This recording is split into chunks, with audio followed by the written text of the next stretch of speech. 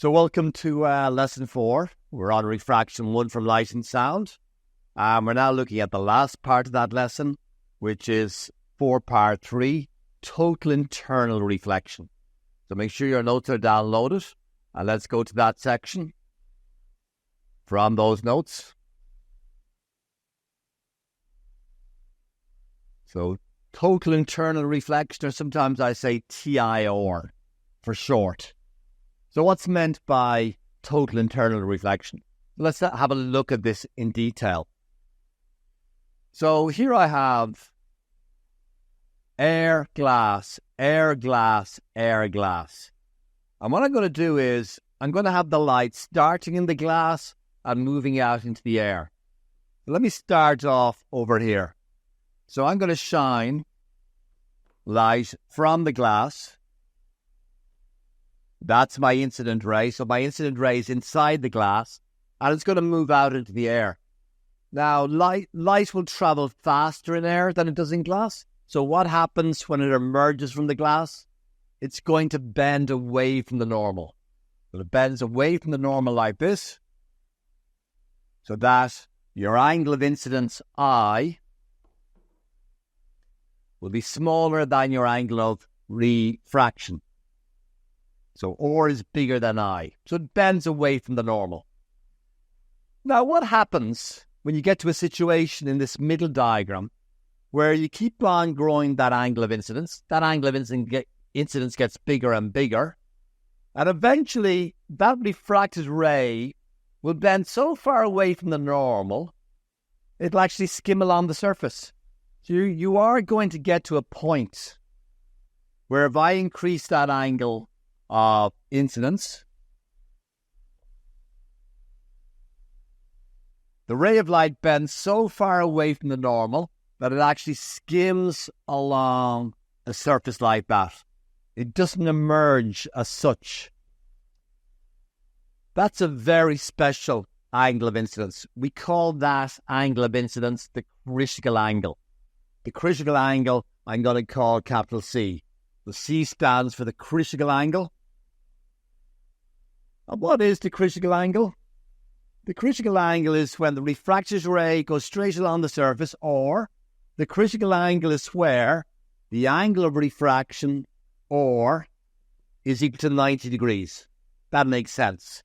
So that ray that emerges, the refracted ray, is at right angles to the normal, which kind of brings you to the definition, if you like. If you go back to your notes, what is the definition of that? The definition is, there's actually a star beside that definition, which means you can use a formula that we're going to look at later. So the critical angle C is that angle of incidence for which the angle of refraction is 90 degrees. So that makes sense. And then, if I went on to the third situation, my third diagram, now I'm going to go beyond the critical angle. So my angle of incidence now is going to be greater than the critical angle.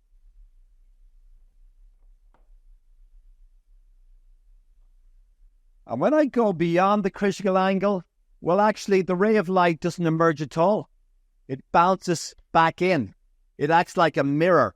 I get what's called total internal reflection.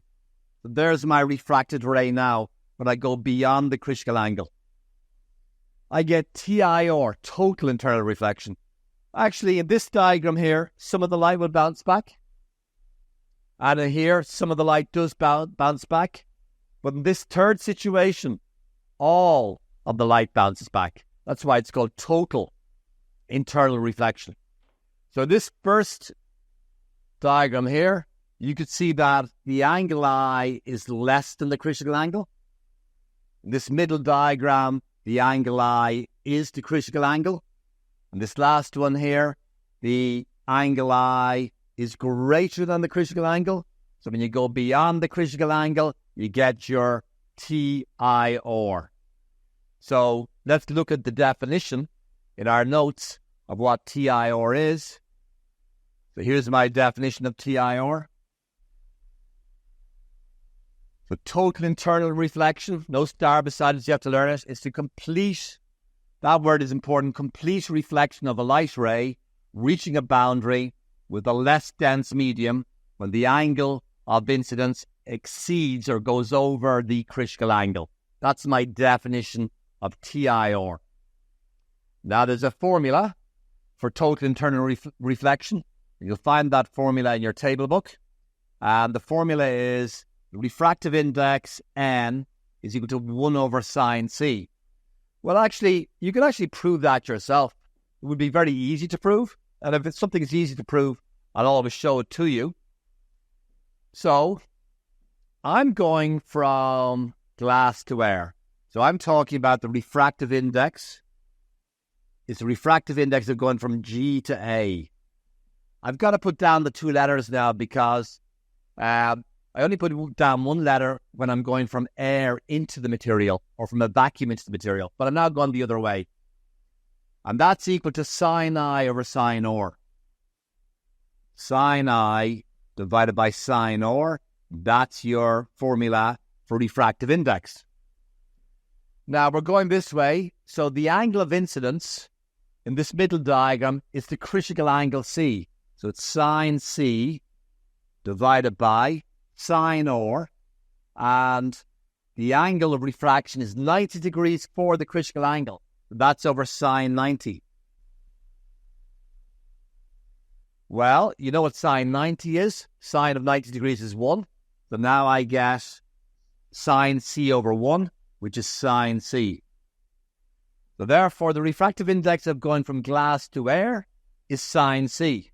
But normally, we always give the refractive indexes of going from air into that material. So I'd write that down, the refractive index of glass, or if you like, air to glass, you don't have to put down the air, is going to be the inverse of that. It's going to be 1 over sine C.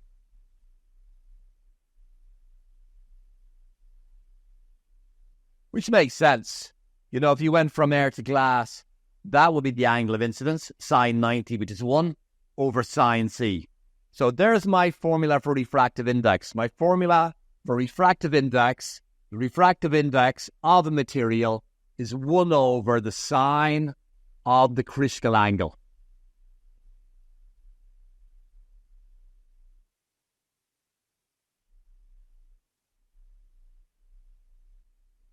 So that formula, N is equal to 1 over sine C. That's in your table book.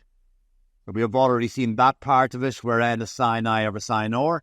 And an extension of that is N is 1 over sine C. So make sure you colour that in your table book.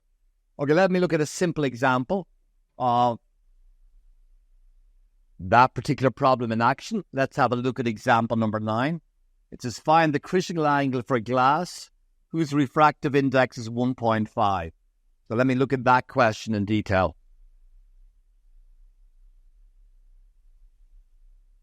So the refractive index, N, is equal to 1.5. I want to find the critical angle, so write down your formula.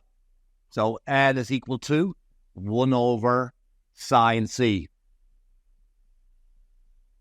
So I want to find C. Replace N by its value. So 1.5 is equal to 1 over sine C. So let me manipulate that. Let me slide the sine C up and the 1.5 down. So therefore sine C is equal to 1 over 1.5. And therefore C will be the inverse sine of 1 over 1.5. So let me put that into my calculator. So I go shift, sine, fraction, 1 over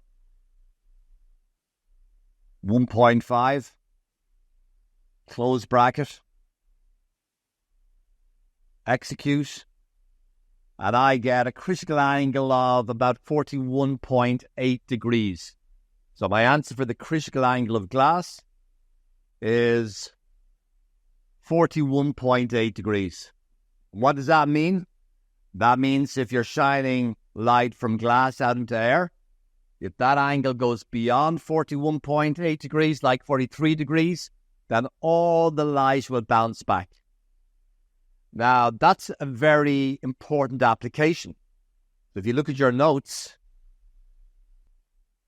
I have here optical fibers. Now, some real-life applications are more important than others, and this one is quite important. So I write down important application. So optical fibers, they like asking a lot, and I'll be doing Leaving Cert questions on optical fibers. Just to explain to you very briefly what they're about, well, they're fantastic ways of sending communications around the world. Instead of using electrical wires, we can send messages by light. We pipe the light along these very, very thin glass fibers. You can have thousands upon thousands of glass fibers all packed together, sending loads and loads of information along these particular glass tubes. So let me explain the concept very simply on the board here. So here I've got a glass tube, so pure glass. I'm going to send light along that glass tube. Now it's important, when I pipe the light along the glass tube, when the light comes in here, the angle of incidence it makes has to be greater than the critical angle. So if I draw normal in there, that angle has to be greater. What did we say? 41.8 degrees was the critical angle for glass. And then the light will bounce along the glass tube and just keep on bouncing in. We're traveling at the speed of light, which is 3 by 10 to the power of 8 meters per second. So you can send communications as light beams moving along these little glass tubes. They're thinner than a hair. But always make sure that that angle is greater than the critical angle. Sometimes to enhance the effect, we will put a material on the outside of the glass tube. And this material has a slightly lower refractive index. So I'm going to coat it with a material with a slightly lower refractive index, Ri. And that enhances the total internal reflection effect. So it stops, if you like, any kind of leakage taking place. So anyway, make sure that you read that application very well in your notes, because it's an application that they ask quite a lot. Anything else we need to do? Another short lesson here. So anything else we need to do? Just looking at my notes. Well, we have a demo as well. A demo of total internal reflection. Make sure anytime you're asked this to do apparatus, method and observation with a nice diagram there. Now it's just over to you to do some problems. So we have the numerical problems. I think so far we've done down to number 18. So basically, I need you to finish from 19 to 20. They involve critical angle and they involve combinations of all the other formulae we've done in this lesson, which is all about refraction.